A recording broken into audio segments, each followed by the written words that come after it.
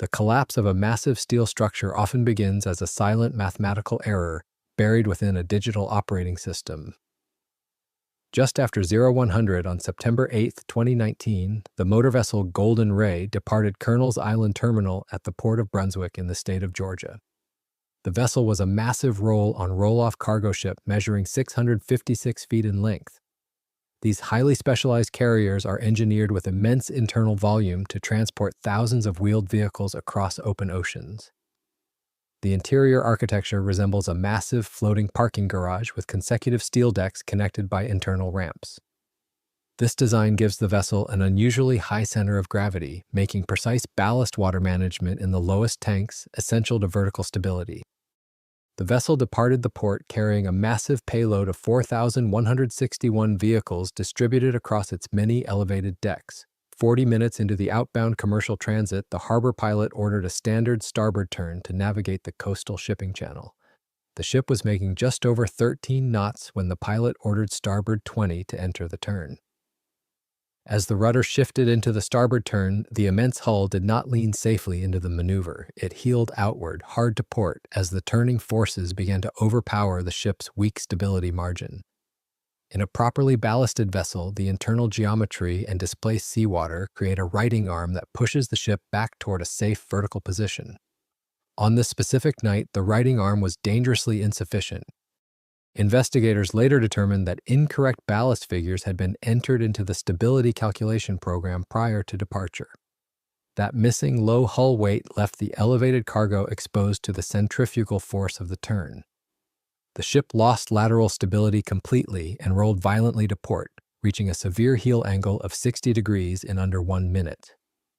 Investigators later found no indication that the vehicles shifted before the heeling event. The decisive failure had already occurred in the stability margin, and the ship was no longer able to recover. The ship lost forward momentum and slid outside the deep shipping channel. At 0140, the massive steel hull grounded in the shallow southeast of Buoy 19 and came to a sudden halt.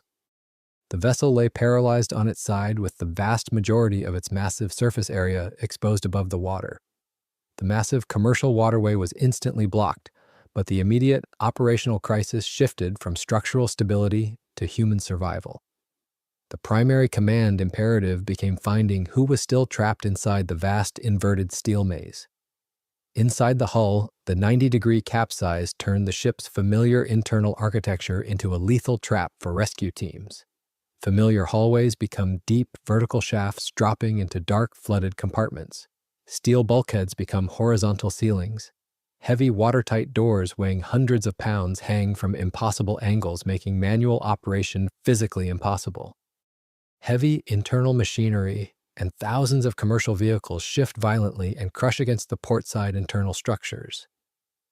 Rescue teams arrived at the immobilized steel hull and found the vast majority of the crew already accounted for on the exterior plating, leaving 4 engineering crew members still missing. The location of the trapped engineers was eventually identified deep inside the aft engine room compartments, near the very bottom of the massive ship.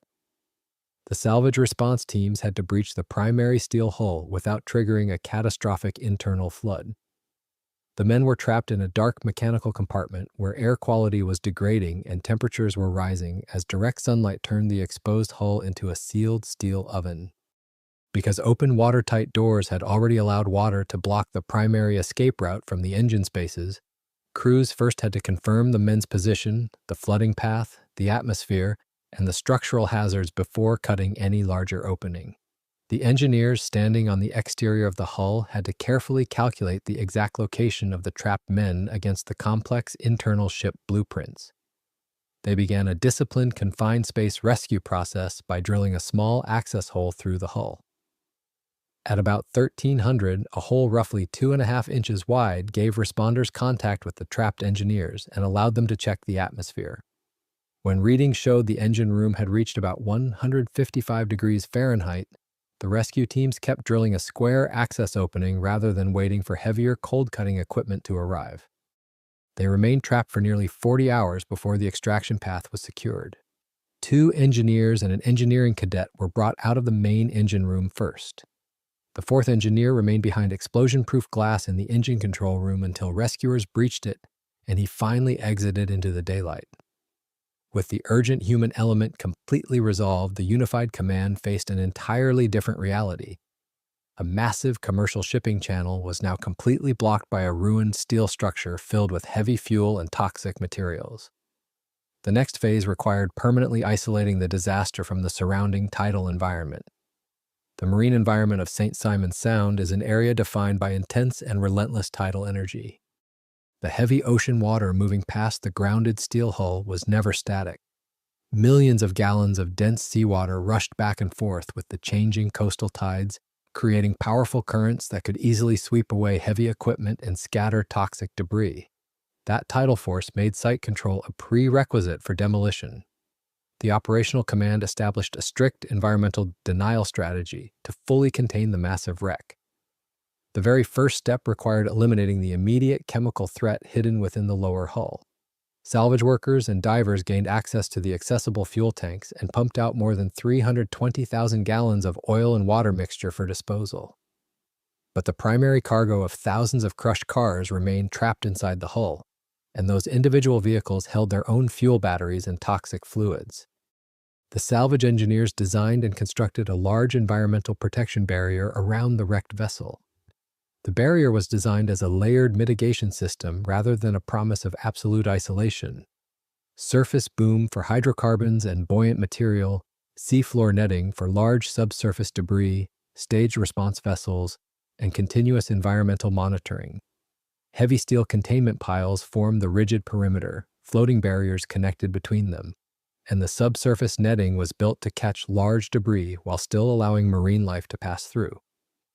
During cutting and lifting, the system's purpose was to slow, contain, observe, and recover oil, vehicle cargo, and broken steel before they could spread into the Sound. Constructing the barrier required heavy lifting equipment and precise marine engineering to keep the perimeter intact under current loading. The perimeter was established through weeks of pile work and marine placement. Once the massive, submerged net was fully anchored and the surface booms were locked into place, the entire site was officially contained. The engineers had successfully built a heavily controlled industrial demolition zone in the middle of a dynamic ocean sound. The next monumental challenge was finding a mechanical way to sever the colossal steel structure, because safely righting and refloating the vessel intact was judged not feasible.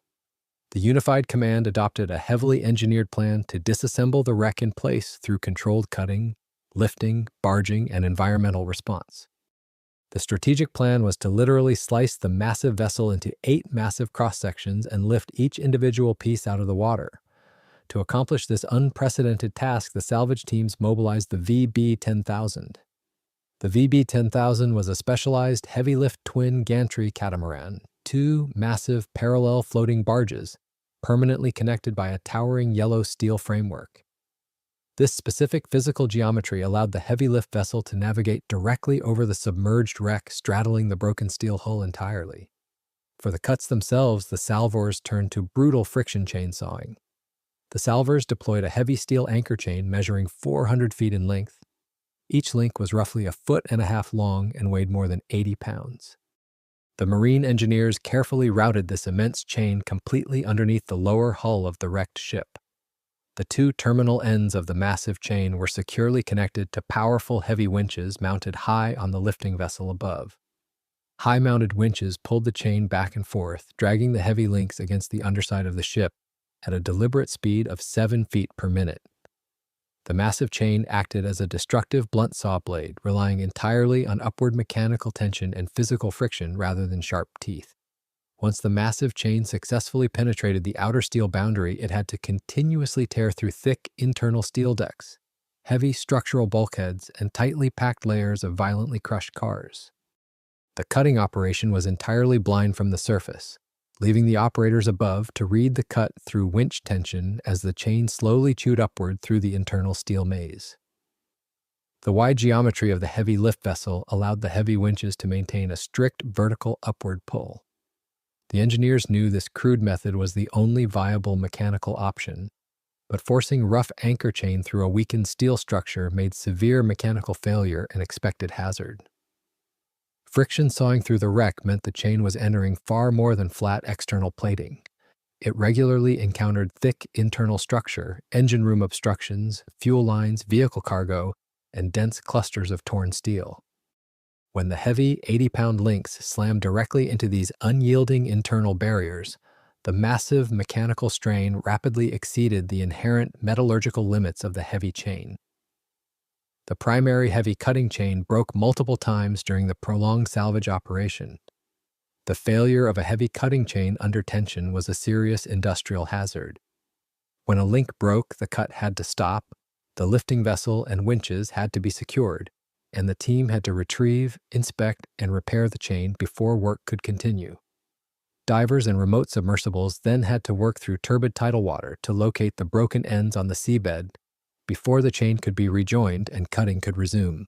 Those resets added major operational delays to the project timeline. The mechanical delays were compounded by fires that broke out during salvage and pre-cutting work. Public reports attributed at least one major fire to hot work during preparation for a chain cut, while the exact ignition point was not confirmed. Whatever the initial spark, the wreck still contained vehicle cargo, plastics, upholstery, residual petroleum products, and enclosed spaces capable of feeding thick smoke and intense heat. The salvage engineering teams had to adapt their operational strategy immediately. They deployed heavy water fire monitors from specialized marine support vessels to violently pump thousands of gallons of cold seawater directly into the open steel cuts. The firefighting water cooled hot steel and helped suppress the flames, while the broader salvage plan still had to balance drainage, section weight, pollution control, and the condition of the compromised structure. Through operational discipline, the salvage engineers managed the broken chains and internal fires long enough to keep the reciprocating cut moving until the steel sections were fully separated. With the heavy internal structural bonds finally severed, the entire operation transitioned to the complex physical reality of outcome execution. The massive twin gantry catamaran now faced the monumental mechanical task of hoisting the fully isolated segments safely out of the heavy water. Each section represented a chaotic, unevenly distributed mass of torn steel, flooded compartments, and crushed commercial vehicles. Salvage engineers attached massive steel lifting lugs to the uppermost exterior surface of each severed section, choosing connection points that would prevent the segment from tilting dangerously or tearing apart as it left the water. The hoisting machinery was tested by public planning figures that put individual sections at roughly 2,700 to 4,100 tons apiece, depending on the section and retained material. The winches engaged, the lifting cables drew taut, and operators methodically separated the steel section from the sandy seabed. As the immense block of ruined steel finally breached the turbulent surface, the heavy seawater drained violently from the crushed cars and internal flooded compartments. The sheer physical mass of the hovering steel section utterly dwarfed the surrounding marine salvage vessels. While suspending the dripping load in midair, the twin gantry catamaran shifted position so a specially outfitted dry dock barge could be maneuvered underneath, then lowered the torn metal onto the barge's reinforced deck. The delicate load transfer had to be perfectly symmetrical to prevent the receiving barge from violently capsizing under the sudden, localized heavy weight. After securing the section, the barge carried it to a local handling area for further sea fastening or partial dismantling, and the pieces were ultimately shipped to a recycling facility in Louisiana. The lift and transfer cycle was repeated for all 8 segments, and after the final section was removed in October 2021, marine teams continued with debris recovery, shoreline surveys, seabed checks, and demobilization of the environmental protection barrier. Inside the containment area, specialized machines handled loose vehicles, torn deck sections, and dense scrap that remained after the lifts. As verification progressed, crews dismantled or removed the barrier, piles, scour protection, and temporary response systems. The wreck removal phase had ended, but environmental monitoring and cleanup continued after the last lift, and the Golden Ray operation became a modern benchmark for large-scale wreck removal in a tidal commercial